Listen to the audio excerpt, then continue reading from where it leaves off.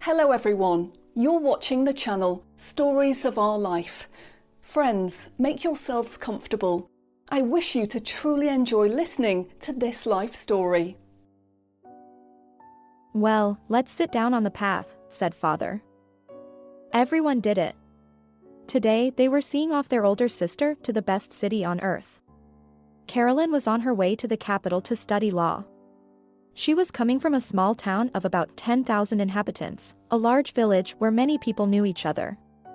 Before, settlers didn't even close the doors, but now it's a bit scary. Carolyn graduated from high school with honors, so she only had one subject to pass, history. Her father drove her to the capital. It was a long way, 170 kilometers. Gregory intentionally went himself to give final instructions to his daughter. She was to stay with her aunt, her father's own sister, Fiona. She's not a bad woman, she's had a hard life, she'll tell you if she wants to. Study well, behave yourself, the capital is the capital. There are many temptations there. Don't drink alcohol.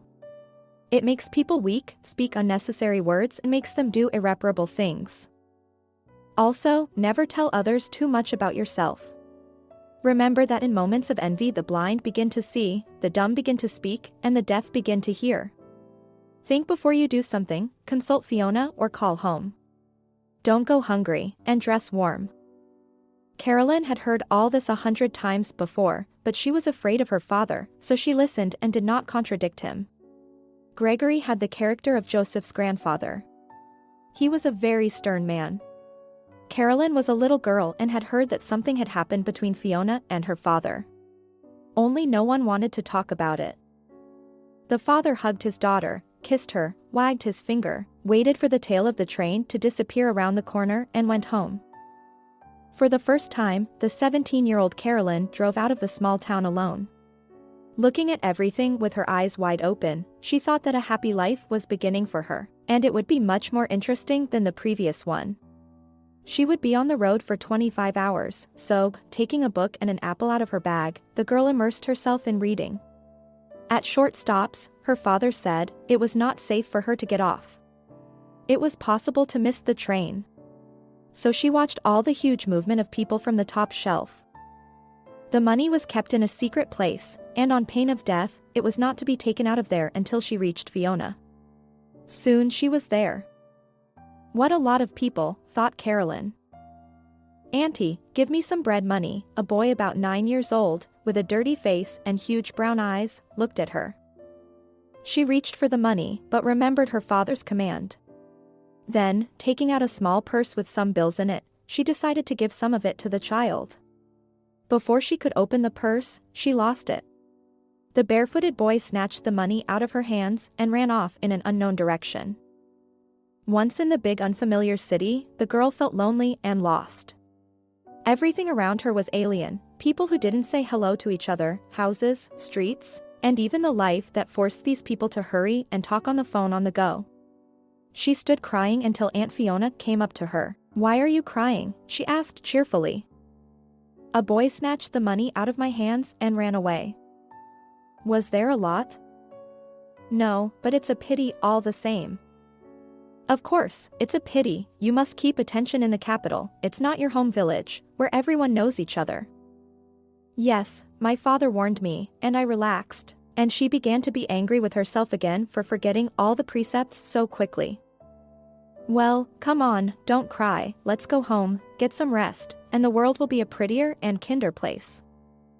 The apartment that opened before her eyes was luxurious. It looked like a page out of a designer's catalog, expensive massive furniture, a bed covered with a satin bedspread, carved bedside tables with lamps standing on them, huge windows with beautiful curtains hanging on them. "Am I in a fairy tale?" asked Carolyn excitedly. "What a fairy tale, my girl. Nothing has changed for a long time, it's all out of fashion already. Why change such beauty? Your place is so cozy and clean, Aunt Fiona. Daddy said you like cleanliness. Who doesn't love it? One seldom wants to sit in the dirt." Carolyn noticed the table set, a carafe of wine and plates. The tablecloth was snow white and she touched it with her hand and made sure it was starched. Go take a shower from the road, and we'll sit down at the table and talk. Stepping out of the shower, the girl pulled gifts from her bag from home. Pickles and tomatoes, mushrooms, and strawberry jam. It smelled like home all at once, and covering her face with her palms, Fiona cried. That evening the two relatives sat at the table for a long time, and it was well past midnight when, wiping away their tears and cuddling, they went to bed. Carolyn could not sleep for a long time. She was under the impression of her aunt's story. Finally learning what had happened many years ago, the girl was surprised and amazed at her grandfather's cruelty. After emptying the decanter of wine, Fiona flushed, and as her father had said, the secret of the family was solved. Fiona herself began to tell the story. It had evidently been weighing on her soul for a long time. There were 4 of us in the family. 2 boys and 2 girls. Anna and I were the youngest yearlings. Gregory was your father's second, and the older brother was Bob. Dad, Joseph, your grandfather, was very strict, even cruel at times, and Mom, Megan, your grandmother, was a very gentle and soulful woman. Father, of course, subjected her to himself. She was submissive, obedient, a good hostess. No one could bake pies better than her. When I finished 8th grade, a new boy came to our school. Such a handsome boy. He was into sports, his father was in the military. That's why they said they wouldn't stay here long. I fell in love with him in 9th grade. It was like I lost my mind. I started getting bad grades. My father was called to school, but he didn't beat me up, he just warned me, "Look, Fiona, if you get pregnant, I'll kick you out. It would be a pity, you're still my daughter, but I'll spare you the shame. Do you remember?" I nodded then, because I just wanted to love. We spent the whole 9th grade looking at each other, and at 10th grade, right in September, we started dating. Everyone was jealous of me. The guy was really great, his name was Ray. And on New Year's Eve, he invited me home. That's where it all happened. My father immediately noticed the change in me, only he could not imagine that his youngest daughter could disobey. And after winter break, the Ray family left. It was a tragedy. We said goodbye, like I was seeing him off to the front. I cried, screamed, didn't want to let him go. He promised to write and call, but I still haven't received a single letter. In February, it became clear that I was pregnant. I was very scared. What would I tell my family? I decided that I would finish school and then we would decide. I was very thin and my belly wasn't even visible. I passed my exams, got my diploma, and after the graduation party, my father called me over and looked me straight in the eyes and asked, "Are you pregnant?" Answering, yes, I even squeezed my eyes shut, but he quietly told me, "Tonight pack your things, all your winter things too. Tomorrow morning I'll put you on the bus, I'll even give you some money, and I'm not interested in anything else. This is the life you have chosen yourself, so you can survive." How I cried. I asked for forgiveness, but he was relentless. Gregory stood up for me, but my father threatened him too. In the morning he gave me money and put me on the bus. I saw my mother running, but he stopped her and dragged her back home. From that moment on, she started getting sick. And I got a job at the factory. They gave me a dormitory, but my son was never born. I was hurrying to the streetcar, and from my height I fell on my stomach and lost consciousness. I don't know how long I lay there, but when I woke up in the hospital I realized that the baby was gone. When I came home, my mother was sitting in my room. Secretly from my father, she came to see me, bringing me money and groceries. "You don't look well, daughter. I lost the baby." That's too bad. I could see my mother was sincere. "No matter what your father says, I can't not see you, daughter. So I'll come as much as I can. And you call Tori again, she'll tell me everything." I could hardly hold back the tears. Mom didn't look well, she had gotten very old. She put her warm arms around me. How good I felt in her arms. "What are you going to tell your father?" I asked then. "I don't know, daughter. I'll think of something. He doesn't have to know the truth at all, said my brave mother. She came back 2 months later. She looked even worse than before, but when our eyes met, we threw ourselves into each other's arms. I felt like a little Fiona. I wanted so much to be near my mother. Thank you for breaking out to me again. I miss you so much. I miss you too, honey. Maybe Daddy will forgive me now and let me come home. Mom shook her head. No, Fiona, he won't change his mind. He's stubborn and has worn everyone out with his temper. As I said goodbye, I asked my mother, will you come again? Of course, darling, don't even doubt it. I kissed her on the cheek, and she disappeared out the door. For a year my mother came to see me, and those were the happiest moments of my life. I found out later that my father used to give her scandals, guessing that my mother was coming to see me. Joseph, it's been a while. Let her come home already. How much more can you do? Especially since she doesn't have a child.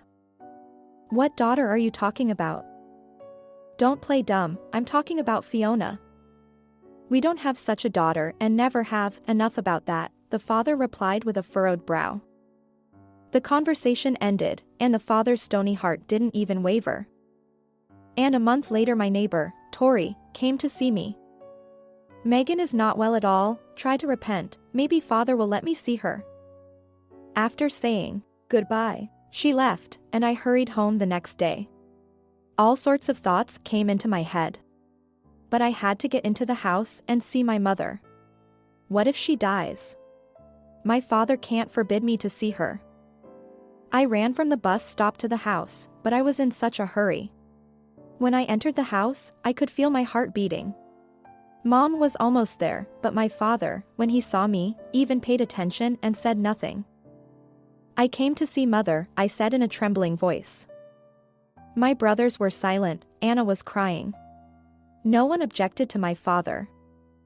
Forgive me, Papa, I tried to go for reconciliation. I don't have such a daughter, and your mother is dying. It was you who shortened her life with your promiscuous behavior. I want my mother. This is my home, too, and you have no right to do this. She loves me.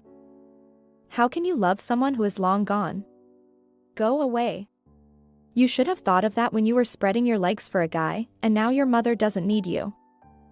You're very cruel, Father. If Mother finds out you didn't let me in, she won't forgive you. And I won't forgive you now. And I don't need your forgiveness, he slammed the door. I felt like I was in some horrible dream. My father didn't know what he was doing. The man was overwhelming everyone, making everyone afraid. I did not understand how to behave with my own father. He had brothers, but none of them had even a fraction of his toughness and that certainty that he was right. He had a strong trait: if he cut someone out of his life, it was for good. The tears wouldn't stop flowing. I didn't want to leave, so I went to Tori's for the night. And in the morning, Mom was gone. That's it, I said to myself then, I'm an orphan. My father had been gone a long time, but my mother was gone only today. I watched the funeral from the side, but I was afraid to go near it. I didn't want to cause a scandal at such a sad event.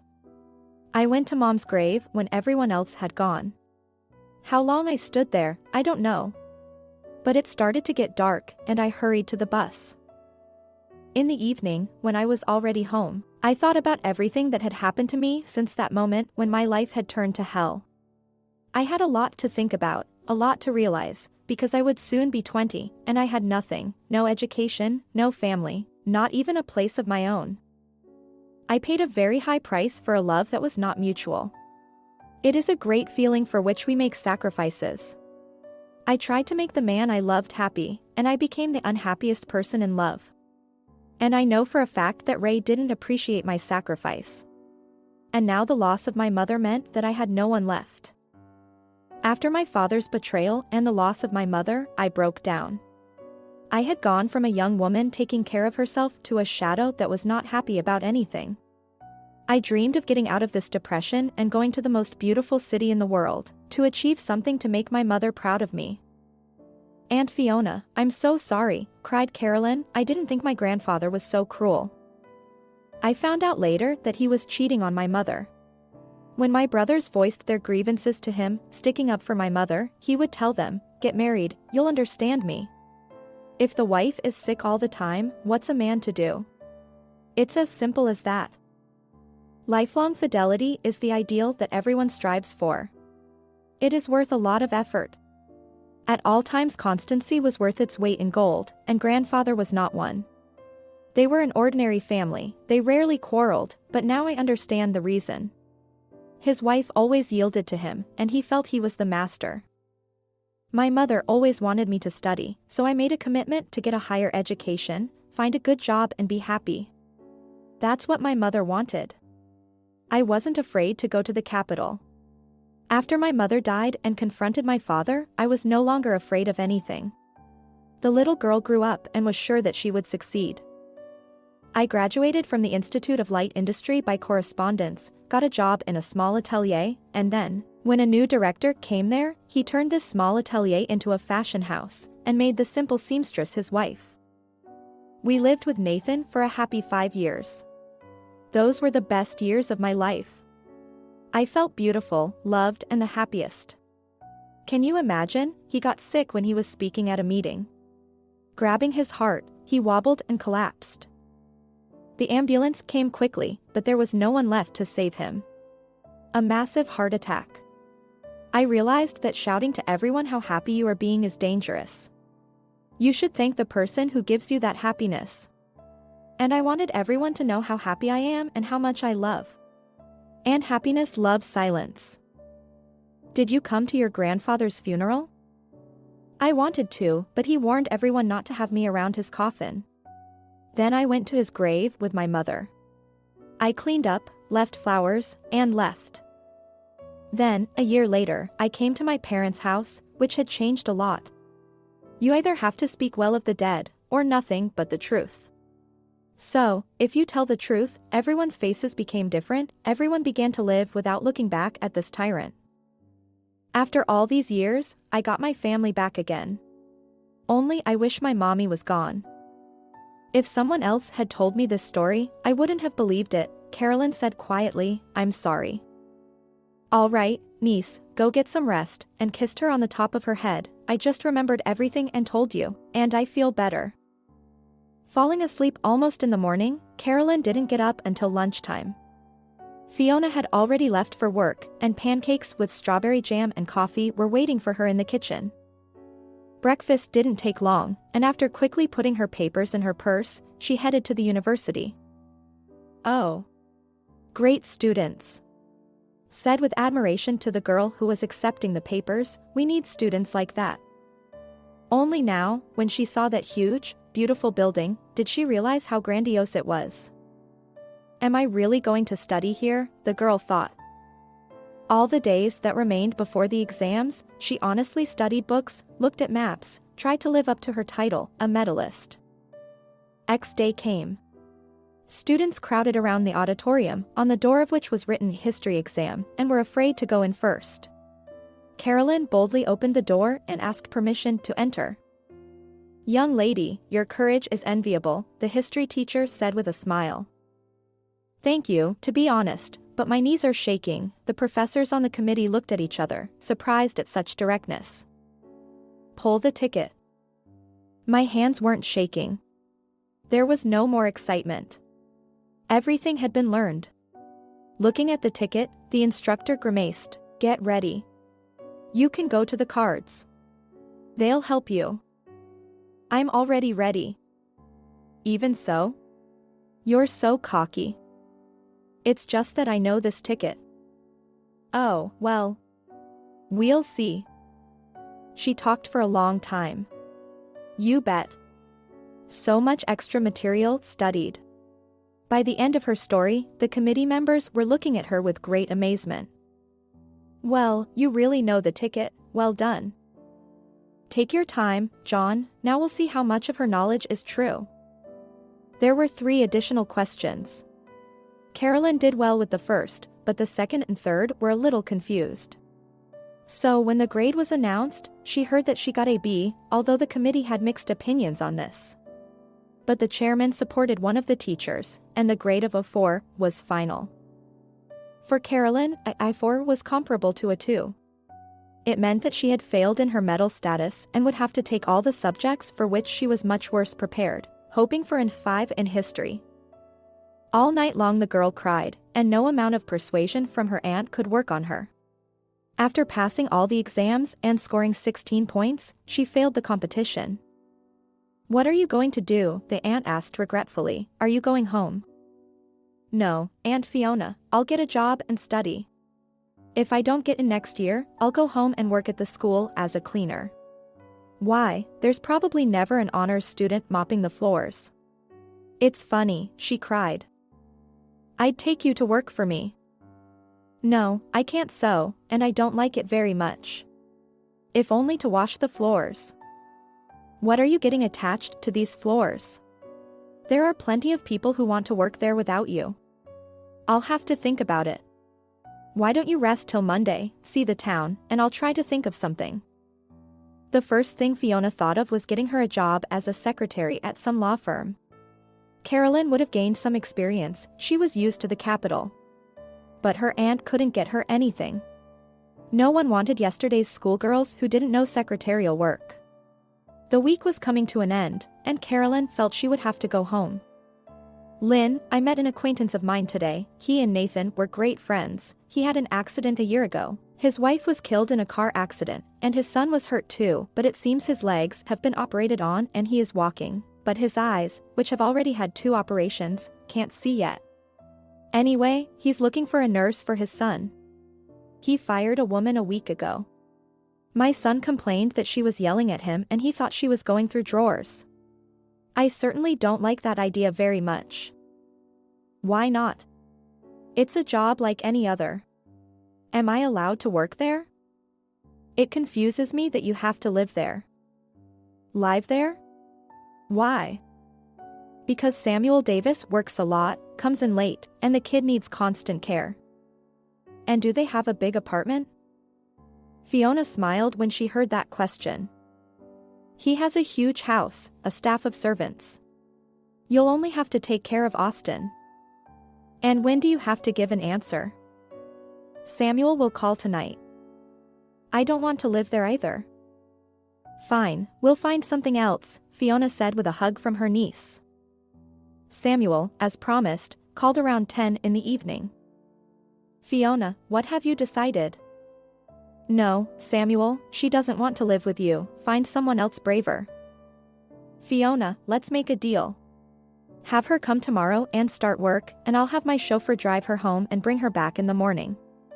It's very inconvenient for me, of course, but at least I'll have time to find someone else." "All right, I'll come with her, she doesn't know the capital very well, and she'll feel safer with me." "That's fine. I'll see you tomorrow at 9 o'clock. Now all her thoughts were on tomorrow. She lay there, hypnotizing the clock, but the hands crawled so slowly that she sometimes thought they were standing. But at exactly 7 a.m., she was awakened by Fiona. "Get up, they're waiting for us, we have more breakfast to eat." They pulled up to the Davis house 15 minutes early.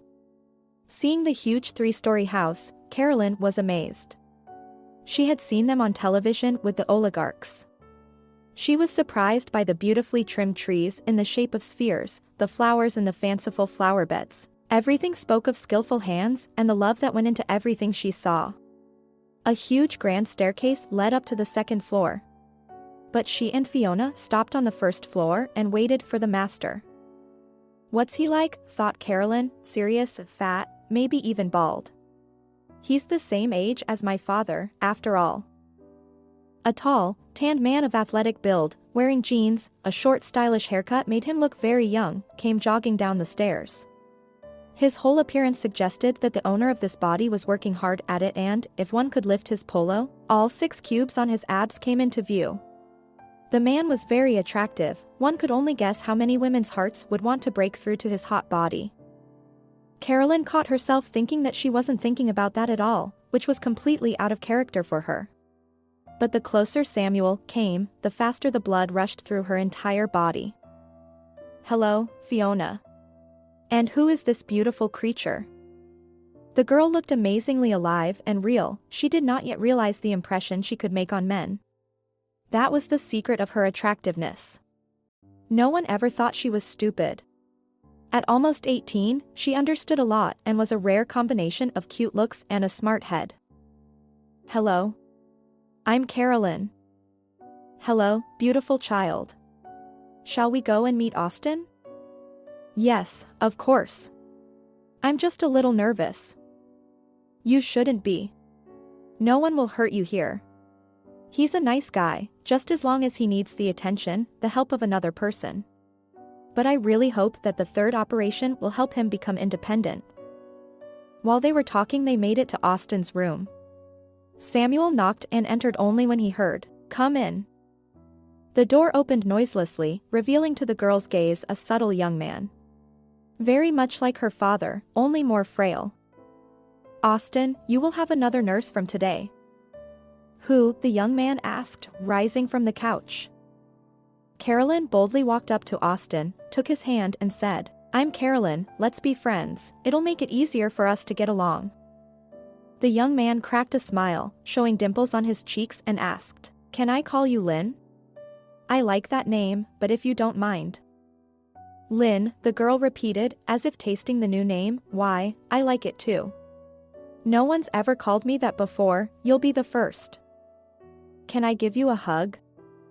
Carolyn turned to Fiona and Samuel, looking to them for support. Fiona nodded, and the girl hurriedly replied, "Sure," she said, and hugged Austin.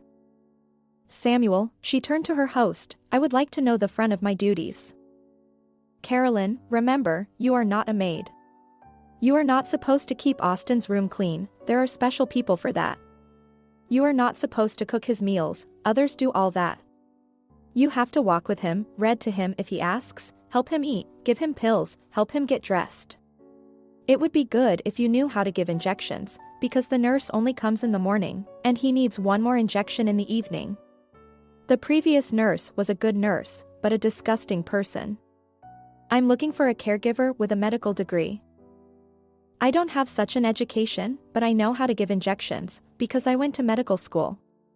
I used to give injections to everyone at home, so if you're not afraid to trust me with your son, I can fill in for the nurse in the evening." "Great, that's what we'll do. Nancy will be here now to give the injection. You'll give your first injection under her supervision. If Nancy says it's right and you can be trusted with this serious matter, then you'll give Austin the injection tonight before you leave." "Dad, why before you go, isn't Lynn going to live with us?" "No, son, she won't, and I can't make her, and she's with us temporarily until I can find a good nurse for you." The girl noticed how sad the boy became. But she couldn't stay the night in a total stranger's house and with strangers. Her father would consider it an inconsiderate thing to do. The atmosphere, while Carolyn was showing off her nursing capabilities, was tense. Nancy looked at the girl with a frown, defiantly resentful of the fact that she was looking for a replacement. Samuel watched the manipulation of Carolyn's hands closely. He was not at all interested in Nancy's displeasure. All he cared about was that his son was getting everything the doctor had prescribed. So after making sure Carolyn was doing everything right, he rejoiced. "So, Nancy? Don't you think it's dangerous to entrust your son to a girl?" "Well, I don't know, Samuel. I wouldn't take any chances if I were you," the nurse said with a smirk. "Did she do it right?" "I think so. If you'd send a car for me, I could come to Austin a second time." "I don't see the need for that. I'm looking for a caregiver with a medical background. She'll do both injections and you'll finally be free." Nancy did not share his enthusiasm. Moreover, she felt more resentful than ever, as if she had been dipped in something unpleasant with her head. Carolyn looked at her and had to admit that the girl was pretty. Her short stature, wavy black hair, and fluttering blue eyes under a fan of thick lashes made her very touching. She looked a little older than Carolyn. The robe she wore fit tightly around all the curves of her beautiful figure. In the new girl, Nancy felt threatened by her far-reaching plans. Samuel was clearly high on her status, but Austin treated her well. She had literally tamed him, and he appreciated that attitude. Of course, Carolyn had no idea of Nancy's plans, but the fact that she was getting nervous, not hiding her emotions, worked against her. Maybe she should have reassured the nurse that Carolyn had no pretensions to Austin, but somehow she didn't want to do that at all. Samuel was rarely harsh, but when he was, it was hard to get him off course. This same character trait was passed on to his son. So once again he asked Nancy to come until he could find a new nurse. All the days that followed, Nancy was in anticipation of a call from Samuel. She hypnotized the phone, hoping that he would call, apologize, and send a car for her. Sometimes there was a great urge to go over and tell her father everything, how she felt about Austin, and how she really felt about him. She wanted to tell him that she had fallen in love with him a long time ago, but the fear that she might lose everything and her pride prevented her from coming up and just confessing. So, after saying goodbye, she walked proudly out of the room, cursing this Carolyn, who had messed up all her plans. For some reason, she thought it would be easy to make the younger Davis fall in love with her. Nancy knew her worth. Not everyone had access to such a beautiful body. Here you have to give her credit, the beauty was choosy, though she saw the reaction of men to her person. Almost every one of them considered it a blessing to be allowed to give a gift or take her to a restaurant. Nancy never stooped to going door to door to get an injection in the heel. But upon learning that Austin's father was young, rich, and a widower, she immediately agreed, fearing someone would be quicker and take away such a tidbit. For almost a year she courted Austin, but he somehow didn't respond to her at all. And about a month ago, he asked her to stick around after his injection. At first they chatted and laughed for a long time. She sat down on his couch, took his hand, and he reached out to her with the urge to kiss her. A real, grown-up kiss. A little shy at first, and then, bravely, pressed against her, literally depriving her of air. Wished that this kiss would not end, she would have liked to stay with him, here and now, allowing him more, but he stopped and apologized for his intemperance for a long time. Nancy, as a medical professional, understood, a guy in his 20s and young energy finding no outlet, so she reassured him. Come on, don't apologize. First of all, I understand everything, and second of all, I liked it. You're a great kisser. That's great. It cost her some effort to pull a smile at a bad game. But the thought of finishing what she had started stayed with her. When she saw Carolyn, a young and pretty girl, she got excited, but then she thought that the girl wasn't her competition. It was just her jealousy of Austin that finally clouded her mind and turned her into a bitch. Real nonsense, she told herself, I'm beautiful and sexy and experienced, and this girl from the village, though pretty, is still very young. After calming down a bit, she finished everything Samuel had asked her to do and left the house. Fiona and Samuel left for work, leaving Carolyn with her ward. Let me show you the house so you know where everything is. They held hands and walked down to the first floor. I've lived in this house since I was 5 years old. When I walked in and saw this huge house, my parents told me later that I raised my head and put my palms to my cheeks and said, oh. What a palace. Does the Sultan live here? I was amazed at the size of it. I too, when I walked in, was shocked by such beauty. The chandelier looks like a frozen waterfall, and how beautifully it shimmers with multicolored lights. This chandelier was ordered by my parents in Italy. All the pendants on it are white, and since each one has many facets, they take on a different color from the lamps. Oh, wow. Wow, I've never been in a house like this in my life. I've only seen it on TV and in movies. Well, in general. They won't believe who I tell, exclaimed Lynn enthusiastically, not letting go of Austin's hand for a moment. If you want to read, on the right is the library and next door is Daddy's office. Beyond that are the rooms of the employees who live with us. Austin guided her around the house. He navigated perfectly, remembered everything, where it was. He introduced her to the house helpers. It was evident that they all treated him very well. If you had agreed to live with us, your room was next to mine. But Daddy told me not to push you. she followed the turn of Austin's head. Lynn, there's a portrait of a woman hanging there. Yes, it's huge and the woman is gorgeous. That's my mother, Loretta. Beautiful, isn't she? Very. Such kind eyes and the same mole on her cheekbone as yours. Is she Italian? Yes, she and Daddy met when he was vacationing there. My Italian grandparents didn't want to let her go with Daddy to another country. But she fell in love with Daddy and followed him. It's impossible not to fall in love with him, Carolyn thought. And when she died, they wanted to take the ashes back to Italy, but Daddy wouldn't give them up, so then they asked for at least a part to bury her in her native land. Listening to Austin's story, the girl looked the whole time at the portrait, but when she heard the young man's voice tremble, she turned and saw tears in her eyes. Austin, don't tell me anymore. I understand how hard it is for you, how bad it is to be without your mother. But you still love her, and she feels it. Lynn didn't know how to distract Austin from her heavy thoughts. Look, why don't we go for a walk? Come on, you can tell me about yourself. I have a brief biography so far. But I'm still interested. Walking on the property, the girl told me that she had come from a small town to apply to a metropolitan university for law school. You want to be a lawyer? Why, does that surprise you so much? No, you and I are just colleagues. I finished my freshman year, passed all my exams without a C, and then I couldn't study any further. Wow, Lynn wondered, let's get ready little by little, me for admission and you for continuing your studies? They walked for a long time, riding on the swings, laughing, and talking a lot, until they were called to lunch. After lunch, Austin asked her to read. Get something from the library, something of adventure. I don't feel like reading any serious books right now. The day flew by quickly. At 7 p.m. sharp, after giving him an injection, Lynn began to say, "Goodbye. I'm going to go, Austin, it's late. I'll see you again tomorrow morning." Thank you, Lynn, I've had fun with you. Me too. Walking out the gate, she saw Samuel's car. Are you leaving already? The man asked.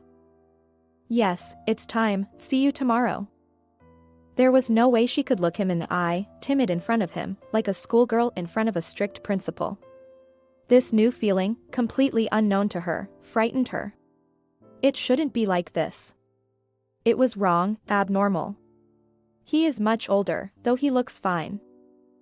I get lost being around him. Some kind of horror. It's a good thing no one in this house can read other people's minds, because something unimaginable is going on in my head. When I arrived at their house, I tried to be a little late, so that my father could leave in time to go to work. It was amazing, he didn't seem to be doing anything, but it was turning me over inside. Then there was the occasional touching. He probably likes to watch me embarrass myself. He'd pat me on the shoulder or hold my hand, and I wouldn't know what to do. For a girl from a small town, he was a prince from a fairy tale, a strong man who solves all problems. Everybody must like men like that, thought the girl, each time she drove away from the Davis house. The week during which Carolyn visited Austin was coming to an end. They had become friends, both enjoying being around each other. Their common interests and goals united them and made their pastime rewarding. Samuel, coming in from work on Friday, announced that Carolyn could stay off work from Monday. He had found a good caregiver. Thank you so much for helping us out, and handing her a thick envelope, he continued, this is for your excellent work.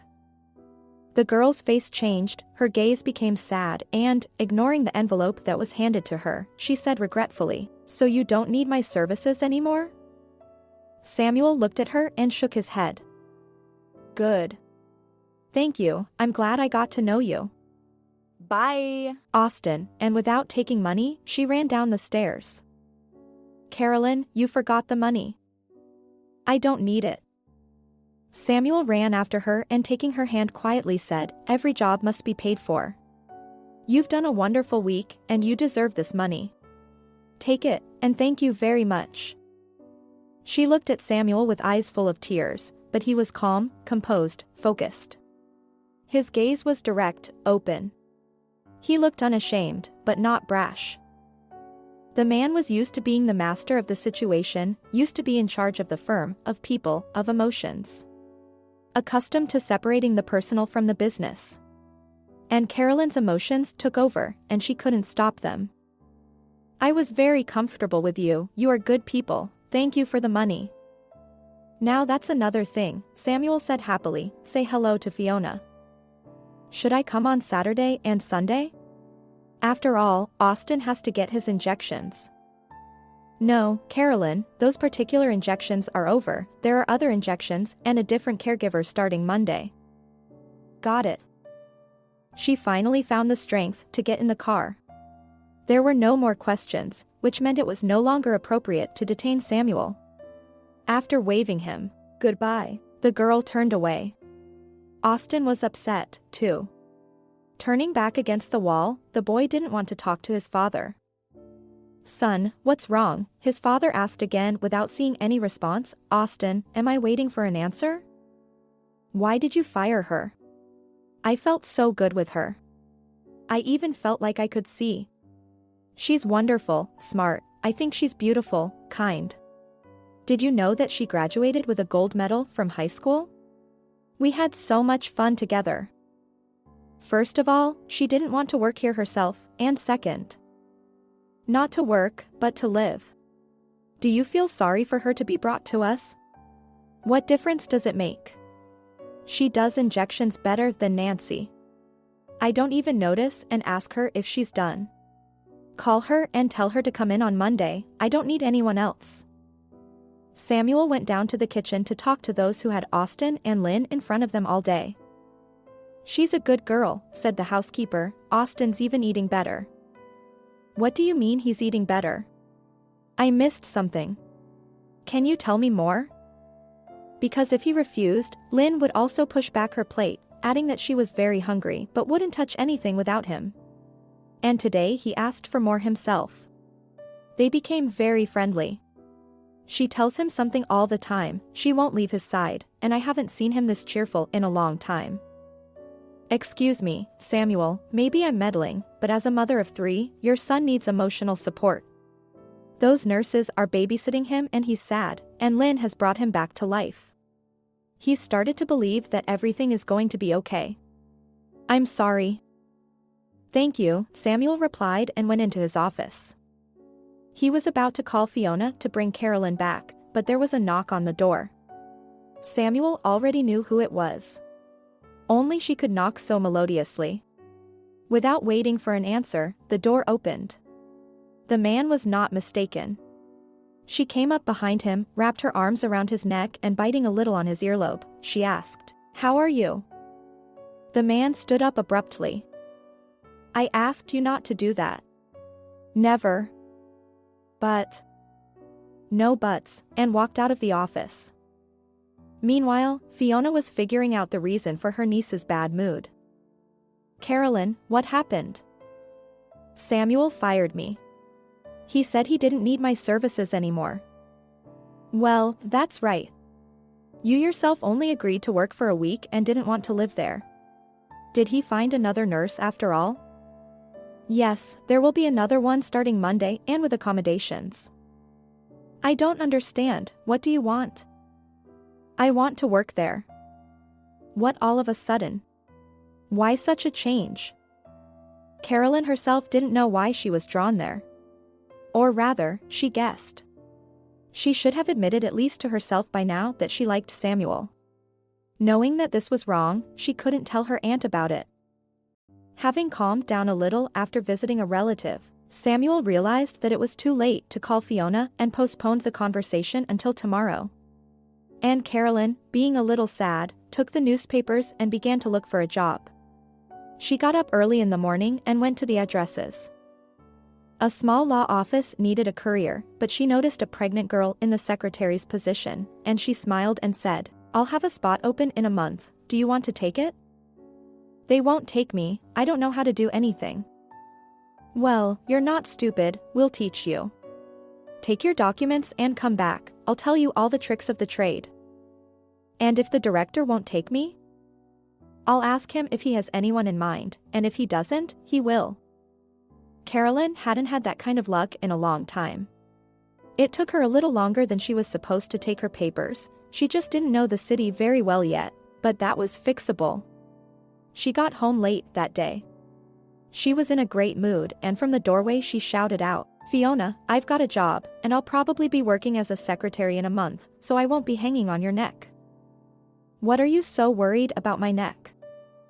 "The money you earned from Samuel, I put in your account. You're going to need it. You need to get new clothes, you need to buy a phone, I'm worried about you. You don't know the city, so the phone is our first purchase. One more thing." Samuel called. My heart went in my heels. "Why?" "Inviting you back to Austin. He says everyone there is crazy about you, especially Davis. Why don't you say something?" "Can you hear me?" "I hear you, of course," Carolyn replied, smiling. "What do you say?" "No. I won't go back to them." "Lynn, I don't understand you. Yesterday you roared that you wanted to go back to them, and today they ask you to go back themselves. You categorically say no. What happened?" She walked over to her aunt, hugged her. "I can't go there, it's not right, I really like Samuel. I realize he doesn't want me, but I'm afraid to hear it from him. He's a well-to-do grown man, and he should have a beautiful, elegant woman by his side, but not some simpleton like me. I want a simpler man, of course, a family, children, like my parents." "Oh, my girl. Samuel drives a lot of women crazy. It's hard to walk past such a handsome man and not notice him. But his wife's own sister, Charlotte, has been in love with him ever since Loretta and Samuel met. This spoiled parent girl could say anything to her older sister, up to and including the fact that she wasn't right for him, and she was able to decorate his life. She behaved disgustingly at the wedding. She came to the funeral with her parents, but she refused to leave, saying that she would stay for a month to support Samuel, and she lived for the second year and wreaks havoc on his nerves, wanting to get him into bed. But he's tough, doesn't give in, and waits for her to get tired of it. That's why you made the right decision not to go to them. She's so confrontational, she might hit you." "Wow, I didn't know that." At that time the phone rang. It was Samuel. "Yes, honey, I'm listening." "What do you think, Fiona?" "Samuel, I can't give you any good news. She got a job and won't go anywhere." "Put her on the phone." "Here, talk to him yourself." "Hello, Samuel. How's Austin?" "He's waiting for you. Would you change your mind?" "No, Samuel, I'm going to college, and I'll be working as a secretary in a law office, learning a lot for my future profession."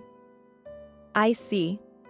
Maybe then we can arrange for you to come visit him on Saturday and I'll drive you to work on Monday morning." She wanted so much to see the man again, to be near him, to talk to him.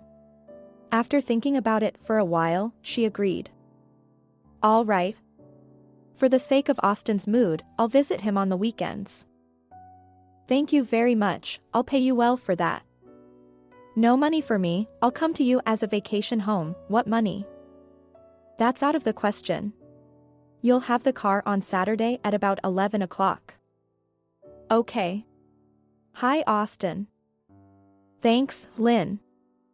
She kissed Fiona. "I'm lucky, after all, he invited me." "Silly you, be careful and remember he invited you to his son." "Well, Auntie, you've ruined everything." Opening the doors, Samuel stood with a charming smile and watched Lynn. He liked this girl. She was humble, open, all natural, no grimaces or desire to be liked. Very pretty. Girls like that tend to make men feel protective, and it was nice. "I'm glad to see you at our place." "Lynn." At the edge of the steps stood Austin. "Careful, you're on the very edge," and she ran toward the young man. He hugged her and Lynn blushed. She felt good and easy with this guy, as if they had known each other for years. "Come on, I have a lot to tell you," he pulled the girl to his room. Samuel sighed, thank God she agreed. And indeed, Austin transformed himself, put on a nice shirt and, most importantly, he was in a great mood. Saturday night was nearing its end when Lynn, after wishing Austin good night, left the room. "Carolyn, come on down," it was Samuel, "let's sit by the fireplace." He put 2 cups of fragrant tea on the table, got out a very large box of chocolates and a vase of fancy cookies. "Help yourself, the tea is from India, the candy is from Switzerland, and the cookies are from Arzina. I think they taste the best." The tea was indeed fragrant, the candy was delicious, but the cookies were over the top. They drank tea like old acquaintances, and Lynn looked at him with such sincerity, catching every word he said. The quiet music was conducive to conversation. "Would you accept me into your company?" Charlotte asked quietly as she crept in. Finally, Lynn was able to get a good look at her. A burly brunette with thin lips, a pointed little nose, and eyes that were very prickly, looking suspicious. "Why are you quiet? Am I interrupting your conversations?" Carolyn was silent, thinking she had no right to interfere. She was a guest, let the host speak. "No, I'm not interrupting, sit down to tea, and I'm going to bed." "So you are interrupting after all?" the woman shouted angrily. As the door to Samuel's bedroom closed, Charlotte's prickly gaze shifted to Lynn. "Don't you dare flirt with him," she hissed, "he's mine. If you want to continue to be in this house, know your place. You're a caregiver, remember. Tea drinking is the owner's business." She spoke very emotionally, in Italian quickly, waving her arms, replacing in some places. "Do you want me not to come to this house?" "That would be perfect." "All right, I'll tell Samuel tomorrow that I can't go to his house because you don't want me to," and she had already turned to leave, but Charlotte, realizing the horror of what she said, yanked Lynn sharply on her sleeve. "Don't you dare say that to him, or else." "Don't yell at her," they suddenly heard Austin's voice. Samuel jumped out of the bedroom. "What's wrong?" "Austin, why aren't you asleep?" "Dad, she's yelling at her." "Okay, I get it, go to bed. You too, Carolyn, go to your room. And you come here," and, grabbing Charlotte by the elbow, he dragged her into the study. Right in front of her he called his Italian mother-in-law and father-in-law. "Good evening. Didn't you miss your daughter?" "I understand your sarcasm," his father-in-law replied, "so we're waiting for her whether we miss her or not." "I hear you, I'll get her a ticket tomorrow and call you back," and they said, "Goodbye. I think you've been overstaying your welcome in this house, a month stretched out for a year or more." Absolutely everything about her was unnerving and stressful. With Charlotte coming into their lives, no matter what he did, no matter what his head was occupied with, he kept coming back to the idea that it was time for her to go to Italy. "I didn't want to be rude to you, for the sake of Loretta's memory, but you don't know the measure, so I'm speaking plainly. I am not interested in you as a woman, but as a human being, I dislike you. I don't want you in my house. I'm sorry, Samuel, I love you too much and can't see any woman near you." "Where did you see a woman?" "She's a child, she's not even 18 yet. I won't change my mind, you're flying home and you can only come visit me with your parents. That's it. I'm going to bed." He couldn't, just wasn't able to tolerate her in his house. He just imagined her in his bed, and everything inside shrank into a lump and began to feel nauseous. 2 sisters, from the same father and the same mother, and so different. His Loretta was very modesty, gentleness, sincerity, and Charlotte is jealous, mean, and horribly spoiled. "If you can hear me now," he turned to Loretta, "forgive me and understand, she makes the servants groan. She makes me and my guests sick." "I love you," said the man. In the morning Samuel booked a ticket to Italy. The plane was leaving at night. "Pack up, the plane's tonight, I'll take you." "I'm not going anywhere, I'm staying." "Okay, just not at my place. I'll take you to a hotel, pay for the day, and then I'll do it myself." "You're cruel, Samuel, I'm your wife's own sister after all." "Exactly, just your sister, and you act like your wife." She called her parents, who supported Samuel and told him to fly home. He calmed down when he saw the plane in the sky, sighed and crossed himself. And on Sunday, Samuel had lunch right outside. The main course was grill. Autumn had come into its own, so everyone was warmly dressed and the hot tea was making everyone's mouths water. The mood was great, and Austin was especially happy, telling all sorts of funny stories from his short college life. Apparently, it's going to rain, Samuel said as he looked at the frowning clouds. Lynn shivered and thought of the warm chair by the fireplace. Are you leaving tomorrow? Asked Austin sadly. Yes, I'm working now. Next time I'll tell you how I'm doing. Waking up early on Monday, she didn't want to wake Austin, but he was already standing outside his room to say goodbye to Lynn. I'll be waiting for you, and, daringly, he drew her to him to kiss her on the cheek. Don't miss me, the girl said and rushed down the stairs. Winter crept up unnoticed. It snowed at the end of November and the carved fluffy snowflakes gently touched her face and melted. The road was snowing so fast that even the machinery couldn't cope with this beautiful natural phenomenon. Carolyn had already been working as a secretary for a month. It was very difficult at first, and inside she had serious doubts about giving it all up and going home. She was always welcomed and loved there. She missed her home, her parents, treacherous tears came to her eyes, her nose began to sting, and she was ready to give up. But her natural stubbornness, the firmness of character, which did not combine with her angelic appearance, did not give her the chance. And she stormed through computers, documents, learning to talk to people. And things moved forward.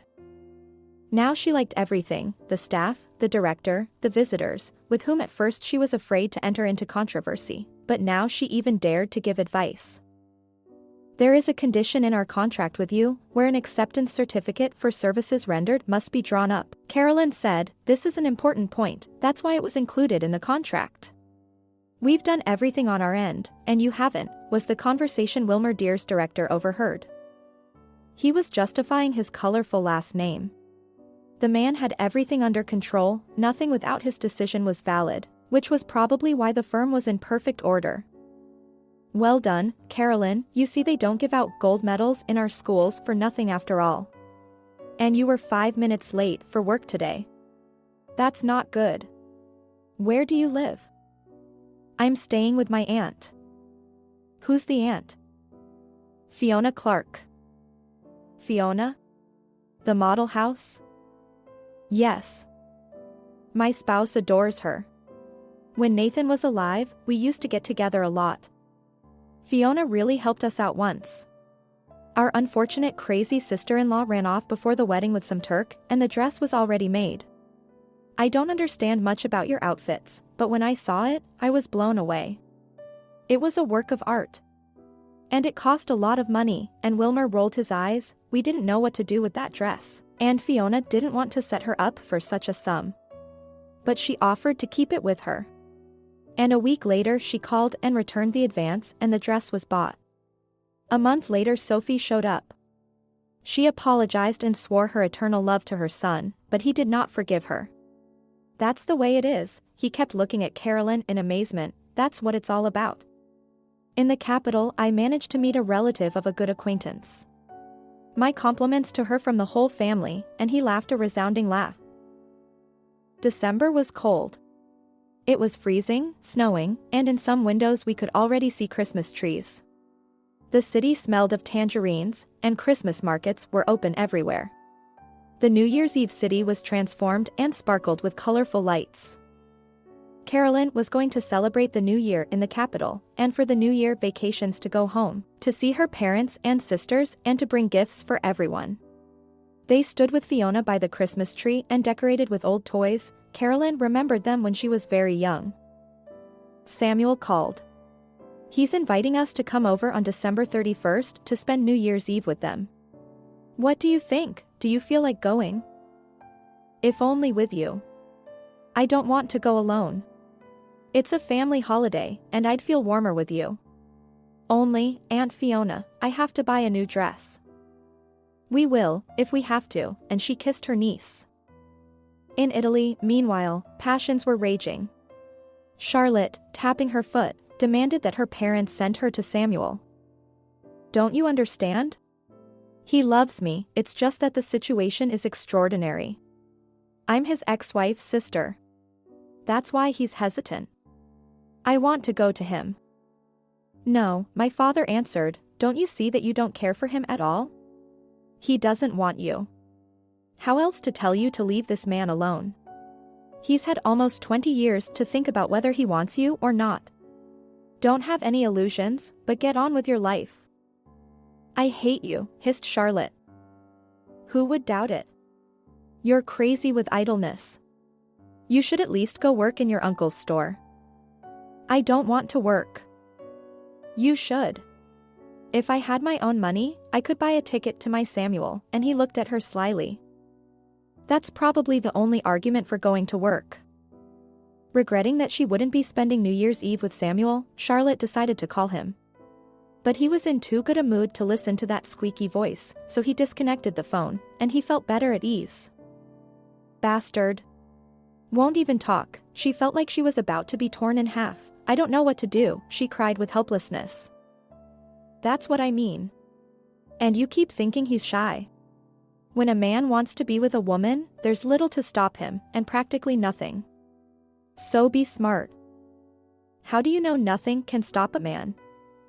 I have experience, my father smiled. Giovanni, you're talking a little too much today, my wife voiced. Look at me and my mother. She and I are in our 5th decade together. And I love her just as much as I did 46 years ago. And I love him very much, too, the daughter hugged her father and whispered in her ear. Daughter, you'll be happy without him, believe me. At the entrance to the law office hung a colorful ad, inviting employees to the New Year's corporate party. Everyone was in a great mood, everyone was getting ready for the holiday, and no one was preparing contracts. Wilmer didn't want to spoil the holiday spirit. He decided that after the New Year's break he would take his own. Everything was new to Carolyn. A huge Christmas tree decorated the banquet hall, the pre-New Year rush was felt in everything. At the appointed day and hour in the office there were beautiful women in Christmas clothes, men in elegant suits. It was impossible to recognize some of them. The tables were full of expensive snacks and elite alcohol. Deer always celebrated New Year's Eve in a big way. He was respected for his ability to throw people a party, and never refused if he asked to stay late at work. His principle, all work must be paid, appealed to his employees, and they never let him down. When Carolyn walked into the hall in her new blue floor-length dress, everyone said amicably, "Here comes the Snow Maiden."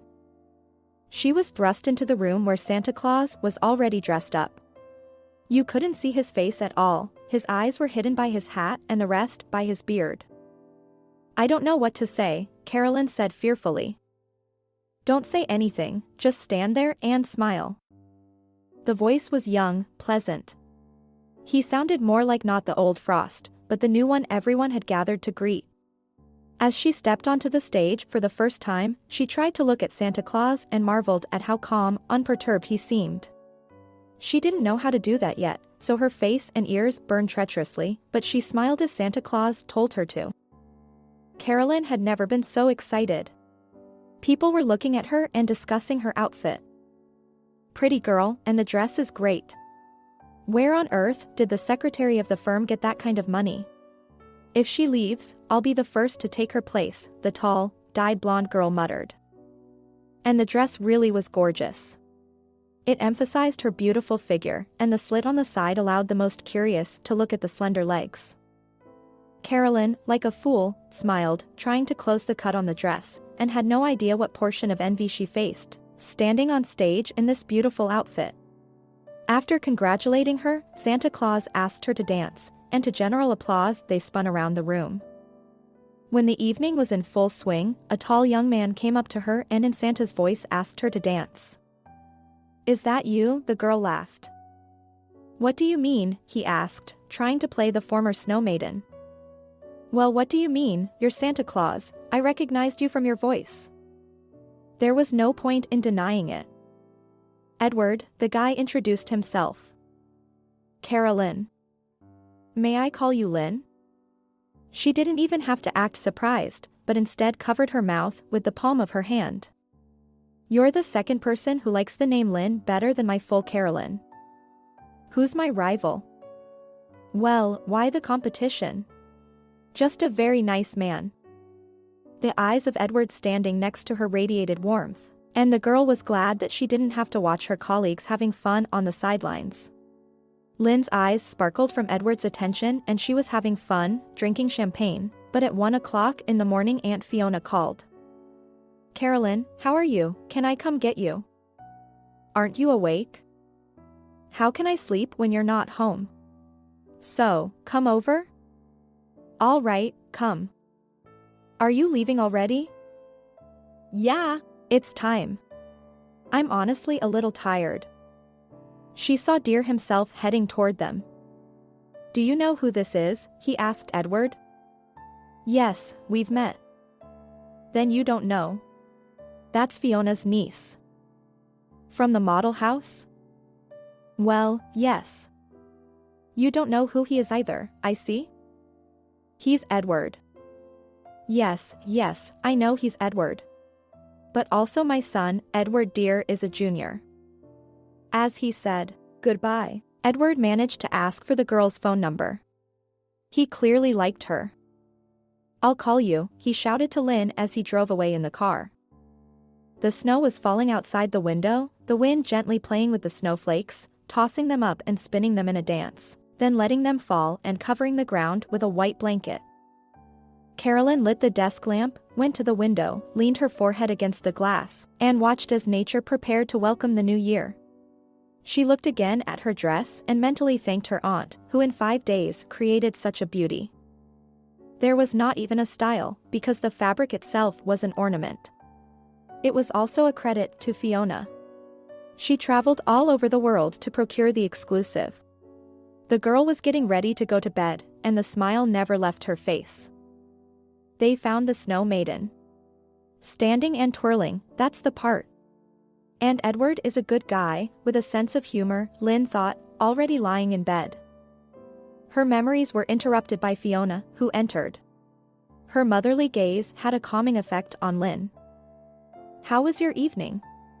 Your first ball?" "It was great. The tree is huge, the table is so rich, and I'm the snow maiden, can you imagine? And why not? The dress is appropriate, you're beautiful. And also, Lynn, just call me Fiona. That way you and I will be even closer. Our next ball is at Davis. There's something big coming up.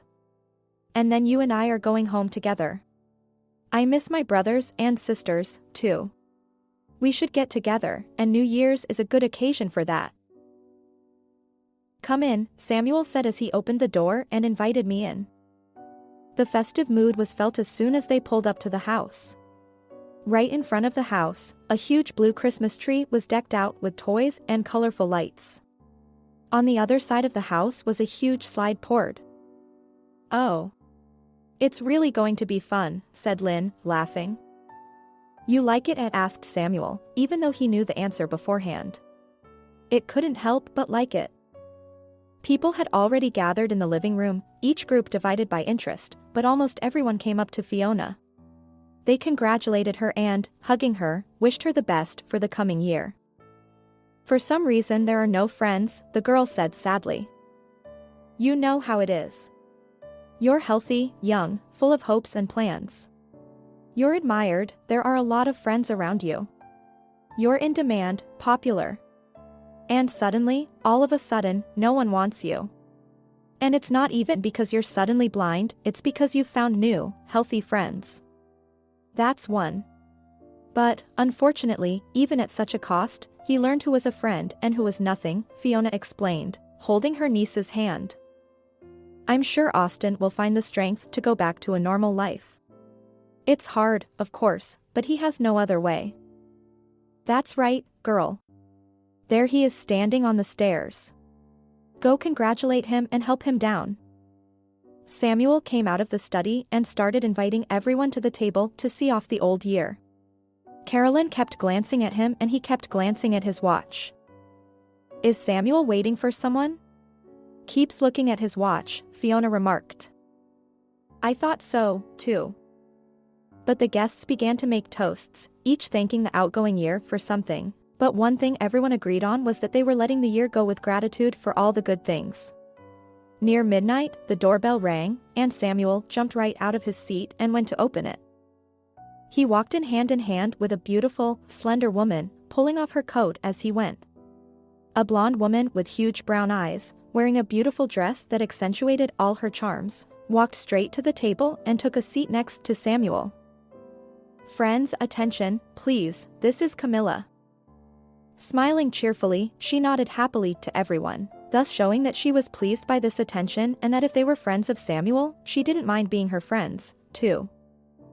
"She's pretty," Fiona said, looking at the new guest. "And I honestly don't like it. And if I don't like someone, maybe we should go home," Lynn said sadly. Fiona didn't keep quiet. "I remember you telling me that you weren't right for him.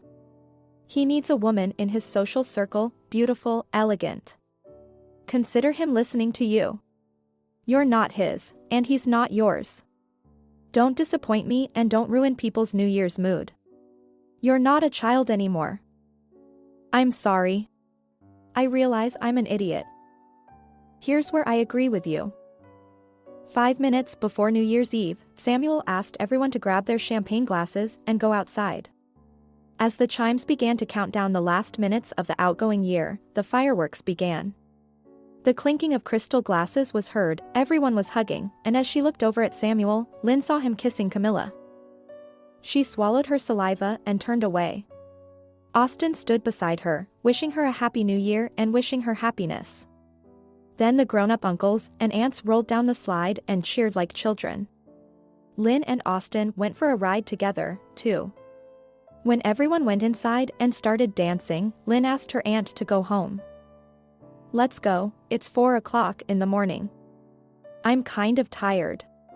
"Just don't say anything to Samuel, I'll just say goodbye to Austin." "Can you stay a little longer?" the young man asked. "No, Austin, Auntie is tired and wants to go home, so we'll go. Tell Daddy thank you for such a lovely evening," and after kissing him on the cheek, she ran to the car. Fiona looked at her hushed niece. "What do you think?" "What can I say, they're a beautiful couple, as much as I'd like to. She suits him better than I do. I wonder how old she is." "She's 32 years old. There, and the age is right. She owns a beauty salon. It's noticeable. Fabulously groomed. Not like me." "Silly, you're so pretty you don't need any grooming. Believe me. But she suits him and you've got to get over it." "How do you know all about her?" "Some of the guests know her. And stop worrying about losing a man you never belonged to. You have my word that this is the last time we talk about Samuel. I'll get over it. Good girl. That's the way I like you better, and you remind me of your father." They smiled at each other and Carolyn, leaning against Fiona's shoulder, fell asleep. It was 5 o'clock in the morning when Carolyn reached her pillow. But sleep was as good as gone, because it hurt a lot. And there was no way she could get rid of it. Even with her poor imagination, she imagined Samuel with Camilla. She was ashamed of such frank thoughts, but there was no way she could get rid of the image of Samuel, kissing this beautiful woman. "That's right," Auntie said, "I'm not his, and he's not mine. We're kind of close, but we're not together. Never have been and definitely won't be anymore." Lynn was having this endless conversation with herself. She asked, reasoned, and answered her own questions. She never thought it would hurt her so much. Though Samuel had never given her any reason to think there might be anything between them.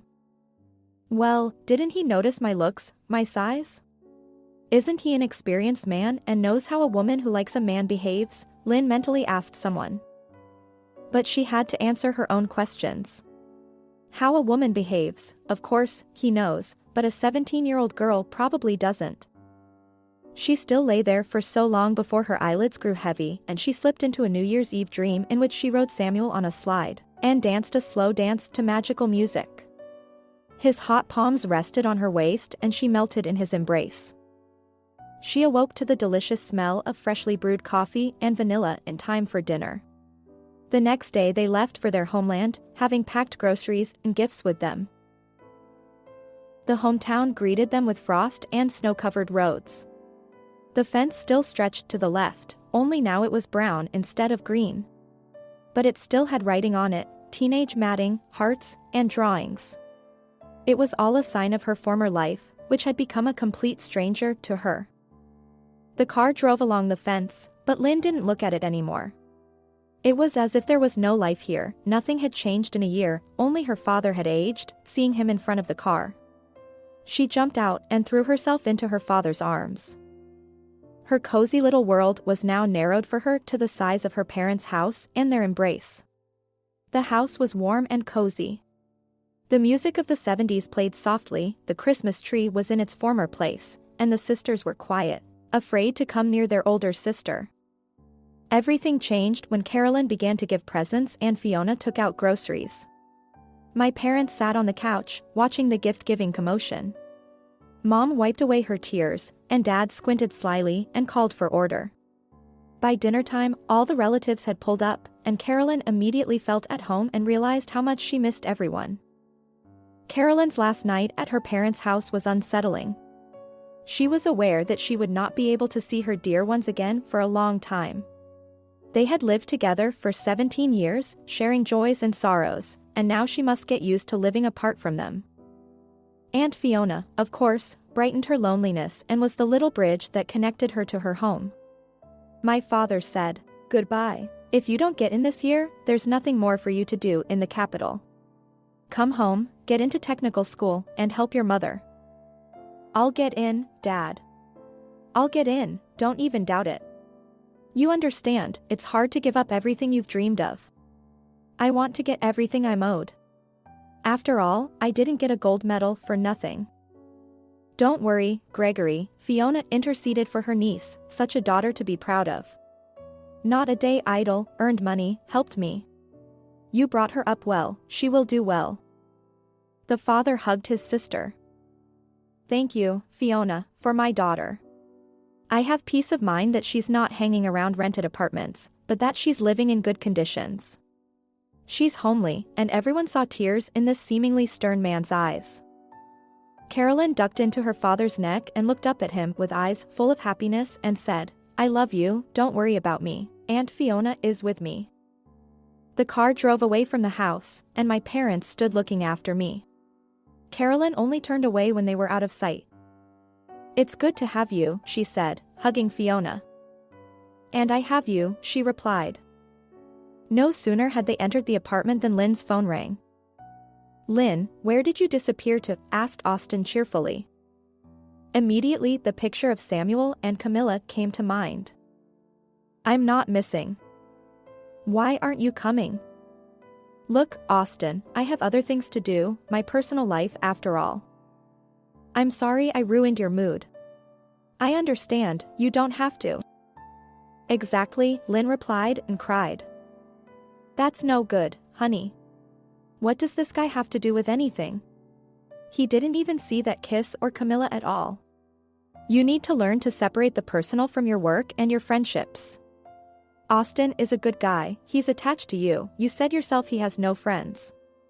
"No, unequivocally you disappoint me," Fiona said grudgingly. "I'll call him tomorrow and ask for an apology. But not to do that, you have to think with your head." Calling Austin was embarrassing to her. Indeed, it wasn't his fault that his father had chosen Camilla over her. But it was on him that she vented her resentment and even anger, though the latter was hard for her to admit. Lynn still knew Austin too poorly to speculate on whether or not he would call again. Of course he was upset, resentful. But he was so proper, restrained, calm. He knew how to control his emotions, something she could have learned from him. She called him a week later, but he didn't answer. She kept calling every day, but the result was the same. Lynn stood in front of the gate of the mansion, and she was afraid to press the bell. "Why did you come then?" an inner voice asked. And she pressed the dare. Lynn was ready to see anyone but Susan. "Good afternoon." Afternoon, Camilla was familiar with the girl's face, but she couldn't remember where she'd seen her. "Do we know each other?" she asked. "My aunt and I were visiting Samuel on New Year's Day." Ah, I remember. And what did you want? I wanted to see Austin. I worked for him for a while as a nurse. We became friends. The woman's crooked smile threw Carolyn off balance. The girl felt humiliated, but she didn't want to be humiliated at all. Nothing reflected on her face, and Lynn said, "I'm sorry. I probably came for nothing." "Hi, Austin." "He's not here," Camilla said, already in pursuit. Samuel left with him for surgery, and she slammed the door. 2 years passed. Lynn was in her second year of law school as a part-time student. She didn't want to quit her job. She was used to her money and wanted to manage it herself. She had left secretarial work long ago and was working as a paralegal. She loved the job. New people, new situations, and, therefore, new knowledge. She did the right thing by choosing to study by correspondence. For 2 years they had been dating Edward, but she hadn't lost touch with Austin. She knew that the operation had been a success, but his eyesight had not yet fully returned. He wore glasses, which suited him fine. Austin had matured, had recovered, and looked much more confident than before. He was a handsome young man. Edward persisted in courting, calling, and Carolyn gave in. After a year of acquaintance, he offered to live together. "Move in with me. I have a nice one-bedroom apartment downtown. We don't see each other that often." "Is that a marriage proposal?" It seemed to her that after these words, he seemed to fidget and answered quickly, "Not yet. We have to see if we're right for each other." "I don't think we're right for each other," Carolyn said. "If a man has a desire to see each other, he'll always find an opportunity. So, it's purely an excuse." "That's not true," began to defend himself zealously, Edward. "Don't yell like that and don't raise your voice at me. I think if you don't want to marry me, put a ring on this finger here, it shows you're not interested. So you don't really care that much about the issue. Oh, how clever you've become. It's hard with you." "Edward, I'm not keeping anyone. You're a success with women, so it will be easy to find a replacement for me." And she quickly opened the door to the entryway and ran to the apartment. All evening Lynn replayed the conversation with the young man. "We're so different," the girl thought. "He's always drawn to partying, and I'm not thrilled about it. In the most expensive club he feels in his element. It's torture for me. Too loud, too many people, too crowded and too many drunks. Clubs will never be on my entertainment list." She really didn't care for them. There was plenty to see in the capital without the clubs. As soon as they entered a club, the girls straightened their backs, straightened their hair, and looked him devotedly in the eye. He gave off such energy, such a discharge of testosterone, that it acted like a magnet. His popularity alarmed and frightened her. Carolyn lay on her aunt's shoulder and shared her fears. "You reason right, girl. But you must consider one more important detail. If he does convince you, and you start living together in an informal marriage, you must be prepared to accept all his faults. Otherwise you will be disappointed. You are a lawyer and you understand that what some people call a common law marriage is cohabitation. And he will always consider himself free in this cohabitation, and you will have no rights. I can't forbid you, but I can warn you. It's up to you, my dear. But I wouldn't be in a hurry. Remember my story and let it be a good lesson to you. I understand everything, Auntie, you say right. Do you love him? I like him.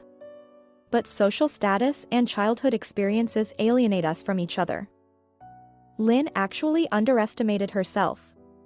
She had long ago acquired the luster of a metropolitan girl, dressed well, excelled in school, was successful. Another thing was that she was still a kind and naive girl who believed in goodness and good people. Samuel's passions were boiling, too.